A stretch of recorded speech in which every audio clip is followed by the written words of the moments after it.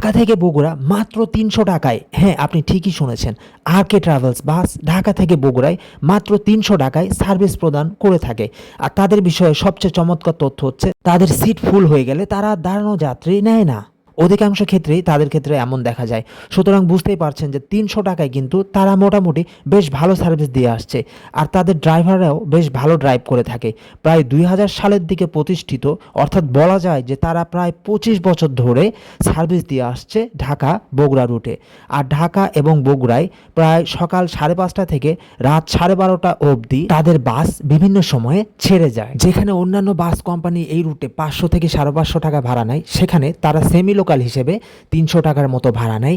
আর ঢাকা বগুড়া রুটে তাই তারা গরিবের বন্ধু নামে পরিচিত। তবে যাত্রীদের রিভিউ থেকে জানা গেছে যে ঢাকা থেকে বগুড়া পৌঁছাতে তারা সময় নেয় ৫ থেকে ৫.৫ ঘন্টার মতো। আর হোটেলে তারা যাত্রা বিরতি দেয় ৩০ মিনিট। তবে আপনি যদি বগুড়া থেকে মহাখালী যেতে চান তাহলে এই বাস আপনার জন্য না। এই বাস চলাচল করে গাবতলী, টেকনিক্যাল, কল্যাণপুর রুটে। সো আপনি যদি ঢাকা থেকে টেকনিক্যাল, গাবতলী এই রুটে চলাচল করতে চান তাহলে এই বাসে আপনি যেতে পারেন।